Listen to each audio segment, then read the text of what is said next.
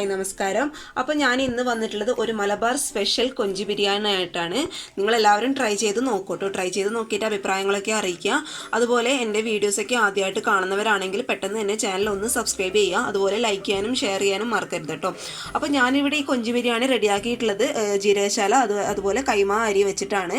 നിങ്ങളുടെ കയ്യിൽ ഈ ഒരു റൈസ് ഇല്ല എന്നുണ്ടെങ്കിൽ, അല്ലെങ്കിൽ നിങ്ങൾക്ക് താല്പര്യം ഇല്ല എന്നുണ്ടെങ്കിൽ നിങ്ങൾക്ക് ഇതേ ഒരു പ്രിപ്പറേഷൻ ബസ്മതി റൈസ് വെച്ചിട്ടും ചെയ്യാം കേട്ടോ. അപ്പോൾ നമുക്ക് പെട്ടെന്ന് തന്നെ എങ്ങനെയാണ് ഈ ബിരിയാണി റെഡിയാക്കുന്ന നോക്കിയിട്ട് വരാം. ഇത് റെഡിയാക്കാനായിട്ട് നമുക്ക് ആദ്യം വേണ്ടത് കൊഞ്ചാണ്. ഞാനിപ്പോൾ ഒരു 250 ഗ്രാം കൊഞ്ചെടുത്തിട്ടുണ്ട് കേട്ടോ. അപ്പോൾ കൊഞ്ച് മാരിനേറ്റ് ചെയ്ത് ഏകദേശം ഒരു 15 മിനിറ്റ് കഴിഞ്ഞതിന് ശേഷം നിങ്ങളൊരു പാനിൽ കുറച്ച് ഓയിൽ എടുക്കുക. ഓയിൽ എടുത്തതിന് ശേഷം മാരിനേറ്റ് ചെയ്ത് വെച്ച് കൊഞ്ച് ഒന്ന് ഫ്രൈ ചെയ്തെടുക്കട്ടോ. ഒരുപാട് ഫ്രൈ ചെയ്യരുത്, ഒന്ന് ഷാലോ ഫ്രൈ ആയി കിട്ടിയാൽ ജസ്റ്റ് അതിൻ്റെ ഒരു സ്മെല്ല് മാത്രം മതി കേട്ടോ. നമുക്ക് ഡീപ്പ് ഫ്രൈ ചെയ്തെടുക്കരുത് കേട്ടോ. അപ്പോൾ ഞാനിത് നന്നായിട്ടൊന്ന് ഫ്രൈ ചെയ്ത് എടുക്കട്ടെ. അപ്പോൾ കൊഞ്ച് അവിടെ കിടന്ന് ഫ്രൈ ആവുന്ന സമയം കൊണ്ട് നമുക്ക് ഇതിനാവശ്യമായിട്ടുള്ള മസാല റെഡിയാക്കി എടുക്കാം. മസാല റെഡിയാക്കി എടുക്കുന്നതിന് മുന്നേ എനിക്ക് നിങ്ങളുടെ അടുത്ത് ഒരു കാര്യം പറയാനുള്ളത്. ഞാനിപ്പോൾ ഇവിടെ ഒരു 4.5 ഗ്ലാസ് ജീരകശാല അരിയാണ് എടുത്തിട്ടുള്ളത്. നിങ്ങൾക്ക് ഇത് ബസ്മതി റൈസ് വെച്ചും ട്രൈ ചെയ്യാം കേട്ടോ.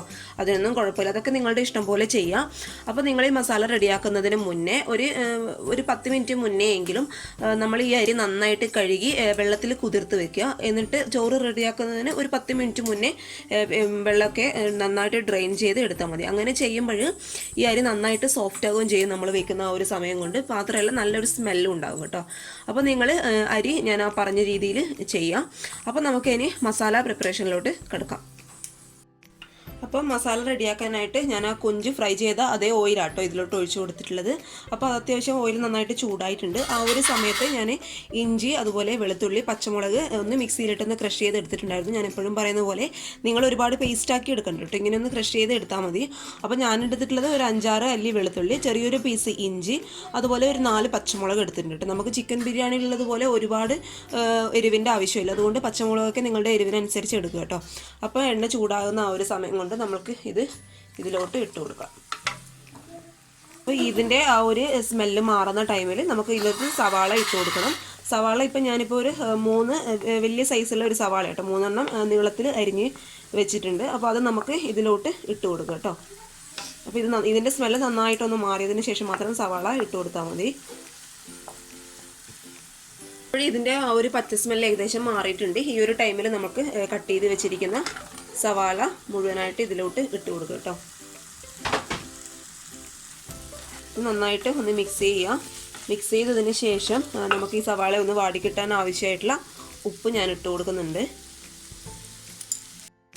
അപ്പോൾ നിങ്ങൾ ഈ മസാല റെഡിയാക്കുന്നതിന് മുന്നേ നിങ്ങൾക്ക് പറ്റുകയാണെങ്കിൽ മാത്രം ഒരു 5-6 അണ്ടിപ്പരിപ്പ് ഞാനൊരു ചൂടുവെള്ളത്തിൽ കുതിർത്ത് വെച്ചിട്ടുണ്ട്. ഇത് അരച്ച് ഈ മസാലയിലോട്ട് ചേർക്കുമ്പോൾ നമ്മുടെ ഗ്രേവി നല്ലൊരു റിച്ചായിട്ട് നിൽക്കും കേട്ടോ. നിങ്ങൾക്ക് അണ്ടിപ്പരിപ്പ് കയ്യിലുണ്ടെങ്കിൽ മാത്രം ചെയ്ത് കൊടുക്കുക, അല്ലെങ്കിൽ കുഴപ്പമൊന്നുമില്ല. ഞാനിപ്പോൾ ഇത് അണ്ടിപ്പരിപ്പും ഒരു ടേബിൾ സ്പൂൺ തേങ്ങയും ഞാൻ ചിക്കൻ ബിരിയാണിയിൽ ചെയ്ത പോലെ തന്നെ ചെയ്ത് കൊടുക്കുന്നുണ്ട്. അത് നല്ലൊരു ടേസ്റ്റ് ആയിരിക്കും അതിൻ്റെ. അപ്പോൾ നിങ്ങളങ്ങനെ ചെയ്യുക, കയ്യിലുണ്ടെങ്കിൽ മാത്രം അണ്ടിപ്പരിപ്പ് യൂസ് ചെയ്യുക. കയ്യിലില്ലാത്തവർ ജസ്റ്റ് ഒരു ടേബിൾ സ്പൂൺ തേങ്ങ മാത്രം അരച്ച് ചേർത്ത് കൊടുത്താൽ മതി. അപ്പോൾ നമുക്ക് ഈ ഉള്ളിയുടെ കളർ നന്നായിട്ടൊന്ന് മാറിക്കിട്ടണം. അതിനുശേഷം നമുക്ക് തക്കാളി, അതുപോലെ നമ്മുടെ മസാല പൗഡർ, അതുപോലെ മല്ലിയിലൊക്കെ ചേർത്ത് കൊടുക്കാം. അപ്പോൾ ഇതിൻ്റെ കളർ ആദ്യം ഒന്ന് നന്നായിട്ട് മാറട്ടെ. അപ്പോൾ ഈ സവാളയുടെ കളറൊക്കെ ഏകദേശം ഒന്ന് മാറി കിട്ടിയിട്ടുണ്ട് കേട്ടോ. അപ്പോൾ നമുക്ക് ഇനി ഇതിലോട്ട് പൊടികൾ ചേർത്ത് കൊടുക്കാം. അപ്പോൾ ഞാനിവിടെ ചേർത്ത് കൊടുക്കാൻ പോകുന്നത് ഒരു 1.5 ടീസ്പൂൺ ഗരം മസാല ചേർത്ത് കൊടുത്തിട്ടുണ്ട്. അതുപോലെ 1 ടീസ്പൂൺ മുളക് പൊടി ചേർത്ത് കൊടുക്കും. നമുക്ക് ഈ കൊഞ്ചൻ ബിരിയാണിയിലൊക്കെ ഒരുപാട് സ്പൈസസിൻ്റെ ആവശ്യമില്ല കേട്ടോ, ആവശ്യത്തിന് മാത്രം ചേർത്ത് കൊടുത്താൽ മതി. അപ്പോൾ അതുപോലെ ഒരു 1/4 ടീസ്പൂൺ മഞ്ഞൾപ്പൊടി ആഡ് ചെയ്ത് കൊടുത്തിട്ടുണ്ട്. ഇനി നന്നായിട്ട് ഇതൊന്ന് മിക്സ് ചെയ്യുക. ഇതിൻ്റെ ആ ഒരു പച്ച സ്മെല്ലൊക്കെ ഒന്ന് മാറിക്കിട്ടണം. മല്ലിപ്പൊടിയൊന്നും നമ്മളിതിൽ ഈ മസാലയിലോട്ട് ചേർക്കില്ല കേട്ടോ, ഗരം മസാലയാണ് കൂടുതലായിട്ട് ചേർത്ത് കൊടുക്കുന്നത്. നമുക്ക് അവസാനം കുറച്ചും കൂടി ഗരം മസാല ചേർത്ത് കൊടുക്കണം. ഇപ്പോൾ 1.5 ടീസ്പൂൺ മാത്രം ചേർത്ത് കൊടുത്താൽ മതി. അവസാനം നമുക്ക് നോക്കിയിട്ട് ചേർത്ത് കൊടുക്കും. അപ്പോൾ ഇതിൻ്റെ ആ ഒരു പൊടികളുടെ പച്ചമണമൊക്കെ ഏകദേശം മാറിയിട്ടുണ്ട്. കളി ഞാൻ മീഡിയം സൈസിൽ ഒന്ന് മുഴുവനായിട്ട് ചേർത്ത് കൊടുക്കുന്നുണ്ട്. അതുപോലെ മല്ലിയില ഒരു കുറച്ച് നമ്മൾ ചേർത്ത് കൊടുക്കട്ടെ. നിങ്ങളുടെ കയ്യിലുള്ളതുപോലെ ചേർത്ത് കൊടുക്കുക. എന്ന് വെച്ചാൽ ഒരുപാട് ഇടരുത്. ഞാനിട്ട ക്വാണ്ടിറ്റി ഉണ്ട്, കുറച്ച് മാത്രമേ ഞാൻ ഇട്ട് കൊടുത്തിട്ടുള്ളൂ. തക്കാളി ഒരു മീഡിയം സൈസിലുള്ള തക്കാളി മുഴുവനായിട്ട് ചേർത്ത് കൊടുത്തിട്ടുണ്ട്. നിങ്ങളുടെ കയ്യിൽ ഈ ഒരു ടൈമിൽ പുതിന ഉണ്ടെങ്കിൽ പുതിനയല്ല ചേർത്ത് കൊടുക്കുക കേട്ടോ. അപ്പോൾ എൻ്റെ കയ്യിലുണ്ടായിരുന്നു, പക്ഷെ അത്ര അത് ഫ്രഷ് അല്ല. ഫ്രഷ് ആണെങ്കിൽ മാത്രമേ നിങ്ങളും ആഡ് ചെയ്ത് കൊടുക്കാൻ പാടുള്ളൂ. ഫ്രഷ് അല്ലെങ്കിൽ പിന്നെ അതിൻ്റെ ഒരു ടേസ്റ്റ് മുഴുവനായിട്ട് നമ്മൾ അങ്ങ് മാറി നിൽക്കും. പിന്നെ മസാലയുടെ ടേസ്റ്റ് നമുക്ക് കിട്ടില്ല. പുതിനയുടെ ഒരു വല്ലാത്തൊരു സ്മെല്ലായിരിക്കും ഉണ്ടാവും ഫ്രഷ് അല്ലെങ്കിൽ കേട്ടോ. ഫ്രഷ് ആണെങ്കിൽ കുറച്ച് മാത്രം ചേർത്ത് കൊടുത്താൽ, നമ്മൾ ഈ മല്ലിയില ചേർത്തതിൻ്റെ അത്ര ചേർക്കാൻ കേട്ടോ, കുറച്ച് മാത്രം ആഡ് ചെയ്ത് കൊടുത്താൽ മതി. ഇനി തക്കാളി നന്നായിട്ടൊന്ന് പേസ്റ്റ് പോലെ ആവട്ടെ കേട്ടോ. അതിന് മുന്നേ നമ്മൾ നേരത്തെ എടുത്തു വെച്ചിരിക്കുന്ന അണ്ടിപ്പരിപ്പും അതുപോലെ 1 ടേബിൾ സ്പൂൺ തേങ്ങയും നമുക്കിതിൽ നന്നായിട്ട് അരച്ച് ഇതിലോട്ട് ചേർത്ത് കൊടുക്കണം. തേങ്ങയുടെ അളവൊന്നും ഞാൻ ചിക്കൻ ബിരിയാണിയിൽ പറഞ്ഞ പോലെ ഒരിക്കലും കൂടിപ്പോകരുത്. ആവശ്യത്തിന് മാത്രമേ എടുക്കേണ്ട ആവശ്യമുള്ളൂ കേട്ടോ. അപ്പം ഞാനിത് നന്നായിട്ട് അരച്ചെടുത്തിട്ട് പെട്ടെന്ന് വരും.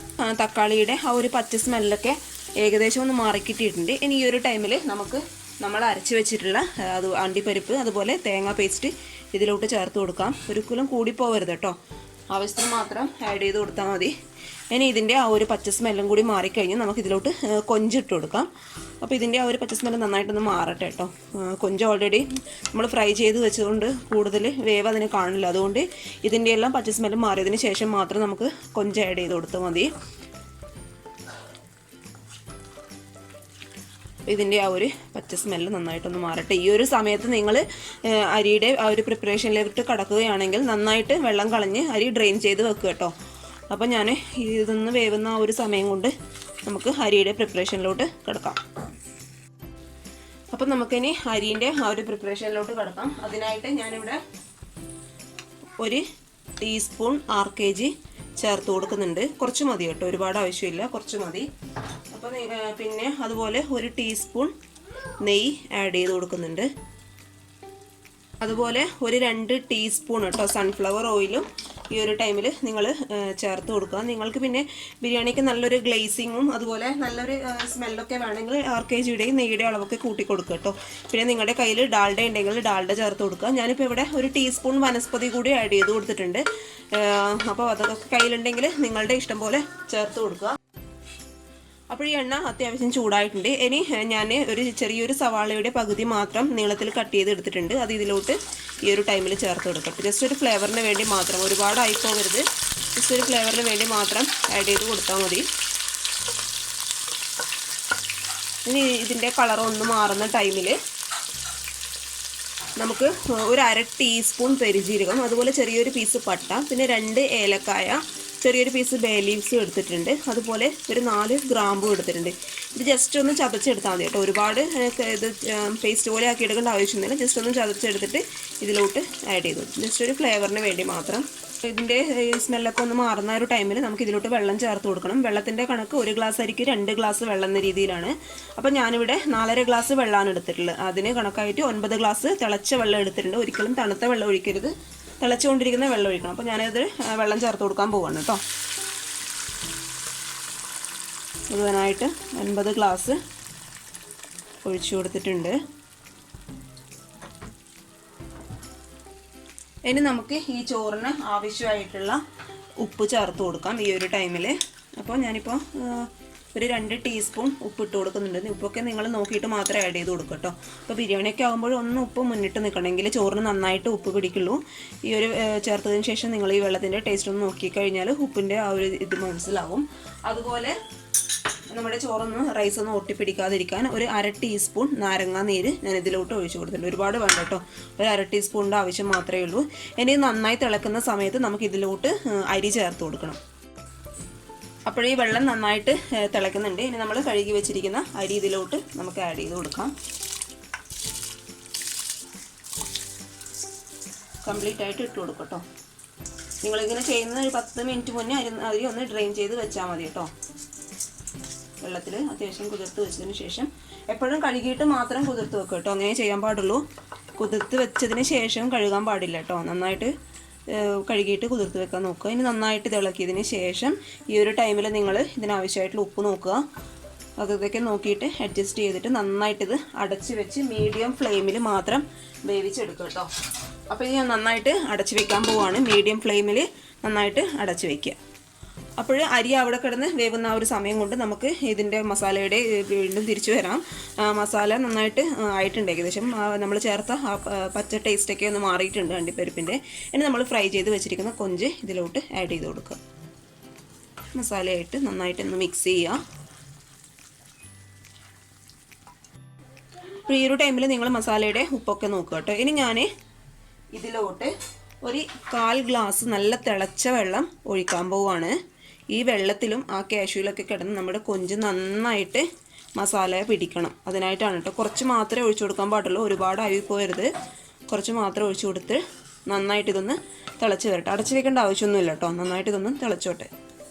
അപ്പോൾ ഈ കൊഞ്ച് ഈ മസാലയിൽ കിടന്നിട്ട് നന്നായിട്ടൊന്ന് തിളച്ചിട്ടുണ്ട്. ഇനി നമ്മൾ തീ ഓഫ് ചെയ്യുക. ഒരുപാട് തിളപ്പിക്കേണ്ട ആവശ്യമില്ല, കുറച്ച് നമുക്ക് ഗ്രേവി വേണം, അപ്പോഴേ നമുക്ക് ദമ്മൊക്കെ ചെയ്യുമ്പോൾ ഒന്ന് റെഡിയായി കിട്ടും. അപ്പോൾ ഞാൻ തീ ഓഫ് ചെയ്തു. ഇനി അവസാനമായിട്ട് ഇതിലോട്ട് ഒരു 1/4 ടീസ്പൂൺ മാത്രം കേട്ടോ, ഒരു 1/4 ടീസ്പൂൺ ഗരം മസാല ചേർത്ത് കൊടുക്കാം. അതുപോലെ കുറച്ച് മല്ലിയില ഇതിൻ്റെ മുകളിലായിട്ട് ഇട്ട് കൊടുക്കുക. അതുപോലെ ഒരു 1/4 ടീസ്പൂൺ നെയ്യ് ഒരു ഫ്ലേവറിന് വേണ്ടി മാത്രം കേട്ടോ ഇതിലോട്ട് ചേർത്ത് കൊടുക്കാം.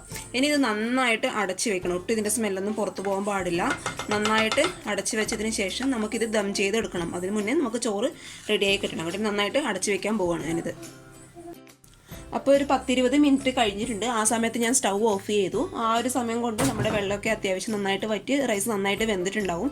നിങ്ങൾ ഓഫ് ചെയ്തതിന് ശേഷം വീണ്ടും ഒരു 10 മിനിറ്റ് ഇങ്ങനെ അടച്ചു വെക്കും കേട്ടോ. ആവി കിടന്ന് ഒന്നും കൂടി നമ്മുടെ ചോറൊന്ന് സോഫ്റ്റ് ആയി കിട്ടും. അപ്പോൾ അതൊക്കെ കഴിഞ്ഞിട്ടുണ്ട്. അപ്പോൾ ഞാനിത് തുറക്കാൻ പോവുകയാണ്. കണ്ട ചോറൊക്കെ നന്നായിട്ട് വെന്തിട്ടുണ്ട്. ഇനി നമ്മൾ വലിയ സ്പൂൺ വെച്ച് ഇളക്കരുത് കേട്ടോ, ഒരു ഫോർക്ക് വെച്ച് ഇങ്ങനെ മുകളിലോട്ടായിട്ട് തട്ടിക്കൊടുക്കുക. അപ്പോൾ റൈസ് ആയി കഴിഞ്ഞതിന് ശേഷം ഇനി നമുക്ക് ഈ ബിരിയാണി ഒന്ന് ദം ചെയ്തെടുക്കണം. ദം ചെയ്തെടുക്കുമ്പോഴൊക്കെ നിങ്ങൾക്ക് അറിയാമല്ലോ, പ്രത്യേക ഒരു ടേസ്റ്റും ഫ്ലേവറൊക്കെ ആയിരിക്കും. നിങ്ങൾ എന്തായാലും അതിങ്ങനെ ട്രൈ ചെയ്യുക കേട്ടോ. അപ്പോൾ ദം ചെയ്യാനായിട്ട് ഞാനിവിടെ ഒരു 1/4 ടീസ്പൂൺ മഞ്ഞൾപ്പൊടിയിൽ കുറച്ച് നാരങ്ങാ നീരും അതുപോലെ 1 ടീസ്പൂൺ റോസ് വാട്ടറും മിക്സ് ചെയ്ത് വെച്ചിട്ടുണ്ട്. മഞ്ഞൾപ്പൊടി ചേർക്കുന്നത് നിങ്ങൾക്ക് അറിയാമല്ലോ, കളറിന് വേണ്ടിയിട്ടാണ്. നിങ്ങളുടെ കയ്യിൽ കളറാണ് ആ ഒരു താല്പര്യം നിങ്ങൾക്ക് ഉണ്ടെങ്കിൽ കളറ് ചേർത്ത് കൊടുക്കുക കേട്ടോ. കളറിൻ്റെ ഒന്നും ആവശ്യമില്ല, നിങ്ങൾ മഞ്ഞൾപ്പൊടി തന്നെ യൂസ് ചെയ്താൽ മതി, അതാണല്ലോ എപ്പോഴും നല്ലത്. പിന്നെ കുറച്ച് മല്ലിയില ഞാൻ കട്ട് ചെയ്ത് എടുത്തിട്ടുണ്ട്. അതുപോലെ നിങ്ങൾക്ക് നിങ്ങളുടെ റൈസിന് നെയ്യ്, അതായത് RKG ഒക്കെ കുറവാണെന്ന് തോന്നുന്നുണ്ടെങ്കിൽ നിങ്ങൾ കുറച്ച് നെയ്യും കൂടി ദം ചെയ്യുന്ന സമയത്ത് യൂസ് ചെയ്യും കേട്ടോ. അപ്പോൾ നമുക്കിനി ദം ചെയ്യാനായിട്ട് തുടങ്ങാം. ഞാനിപ്പോൾ ഓവനിലാണ് ദം ചെയ്തെടുക്കുന്നത്. നിങ്ങളുടെ കയ്യിൽ ഓവൻ ഇല്ല എന്നുണ്ടെങ്കിൽ നിങ്ങൾ ഉപയോഗിക്കാത്ത ഒരു പാന് സ്റ്റൗവിൻ്റെ മുകളിലായിട്ട് വെച്ച് കൊടുക്കുക. അത് മീഡിയം ഫ്ലെയിമിലിടുക. അതിനുശേഷം ഒരു പാത്രത്തിൽ ഞാനിങ്ങനെ പറയുന്ന രീതിയിൽ ദം ചെയ്തെടുക്കുക കേട്ടോ. അപ്പോൾ ആദ്യമായിട്ട് നമുക്ക് ഇതിലോട്ട് നമ്മൾ റെഡിയാക്കി വെച്ചിരിക്കുന്ന മസാല ഇട്ട് കൊടുക്കാം. വെച്ചിരിക്കുന്ന ചോറ് ഇതിലോട്ട് ചേർത്ത് കൊടുക്കും. അപ്പോൾ ചോറൊക്കെ അപ്പം തന്നെ ദം ചെയ്യാനായിട്ട് എടുക്കുക കേട്ടോ. ദം ചെയ്യാനായിട്ട് എല്ലാം റെഡിയാക്കി വെക്കുക. പിന്നെ സമയം അങ്ങോട്ട് പോകുമ്പോഴും നമുക്ക് ചോറിങ്ങനെ വിട്ട് കിട്ടില്ല, ഒരു കട്ട കെട്ടി ആ ഒരു ഫീല് വരും. അപ്പോൾ അതൊക്കെ ആയ ഉടനെ തന്നെ ദം ചെയ്യാനായിട്ട് ശ്രദ്ധിക്കുക. ഇതിന് മുകളിലായിട്ട് കുറച്ച് മല്ലിയില ഇട്ട് കൊടുക്കുന്നുണ്ട്. അതുപോലെ ഒരു ഫ്ലേവറിന് വേണ്ടി കുറച്ച് റോസ് വാട്ടർ, മഞ്ഞളുടെ ആ ഒരു മിക്സ് ഞാൻ ചേർത്ത് കൊടുക്കുന്നുണ്ട്. റോസ് വാട്ടറൊക്കെ ചേർക്കുമ്പോൾ പ്രത്യേക ഒരു സ്മെല്ലായിരിക്കും കേട്ടോ. അപ്പോൾ നമ്മുടെ മസാലയും നല്ലൊരു സ്മെല്ലായിട്ട് വന്നിട്ടുണ്ട്. ഇനി വീണ്ടും ഇത് തന്നെ റിപ്പീറ്റ് ചെയ്യുക കേട്ടോ. നെയ്യ് നിങ്ങൾക്ക് താല്പര്യം ഇല്ലയെന്നുണ്ടെങ്കിൽ ചേർക്കണ്ട, ഞാൻ അത്ര ചേർക്കുന്നില്ല, കാരണം എൻ്റെ റൈസിന് അത്യാവശ്യം നെയ്യ് ഉണ്ട്, അതുകൊണ്ട് അതിൻ്റെ ആവശ്യമില്ല. നന്നായിട്ട് ഒരു ഫോയിൽ പേപ്പർ വെച്ച് നന്നായിട്ട് ടൈറ്റാക്കി അടച്ച് വെച്ചതിന് ശേഷം ഞാനിതൊരു 10 മിനിറ്റ് ഓവനിലോട്ട് വെക്കും കേട്ടോ. അപ്പോൾ നന്നായിട്ട് മസാലയൊക്കെ മുകളിലോട്ട്, ആ മസാലയുടെ സ്മെല്ലൊക്കെ മുകളിലോട്ട് റൈസിലോട്ട് പിടിച്ച് നല്ലൊരു സ്മെല്ലായിരിക്കും. അഥവാ നിങ്ങൾ പാനിലാണ് ചെയ്യുന്നതെങ്കിൽ സെയിം 10 മിനിറ്റ് തന്നെ ചെയ്ത് വെച്ച് നന്നായിട്ട് അടച്ച് വെച്ചതിന് ശേഷം കേട്ടോ. അപ്പം ഞാനിത് ഓവനിൽ 10 മിനിറ്റ് വെച്ചതിന് ശേഷം കാണിച്ചു തരാം. അപ്പോൾ ഞാനിപ്പോൾ ഇതൊരു 10 മിനിറ്റ്, ഏകദേശം ഒരു 10 മിനിറ്റ് നന്നായിട്ട് ഓവനിലിട്ട് ചൂടാക്കി എടുത്തിട്ടുണ്ട്. അത്യാവശ്യം നല്ല ചൂടുമുണ്ട്. അപ്പോൾ നിങ്ങൾ പാനിലാണ് ചെയ്യുന്നത്, നിങ്ങൾ സ്റ്റൗവിലാണ് ചെയ്യുന്നുണ്ടെങ്കിൽ 10 മിനിറ്റ് തന്നെ ചെയ്ത് കൊടുത്താൽ മതി. അപ്പോൾ നമുക്കിത് പതുക്കെ തുറന്ന് നോക്കാം. നല്ലൊരു സ്മെല്ല് വരുന്നുണ്ട് കേട്ടോ. ഈ മസാലയൊക്കെ ചോറിലോട്ട് പിടിച്ച് നല്ലൊരു സ്മെല്ല് വരുന്നുണ്ട്. പതുക്കെ ഫോർക്ക് വെച്ച് മുകളിലോട്ടായിട്ട് തട്ടിക്കൊടുക്കുക. കണ്ടോ, നമ്മൾ മഞ്ഞൾ ചേർത്തുകൊണ്ട് നല്ലൊരു കളറും വന്നിട്ടുണ്ടോ. മസാലയിൽ അങ്ങനെ കുഴഞ്ഞ് കിടക്കുകയാണ്, നന്നായിട്ട് ചൂട് ഉണ്ട്.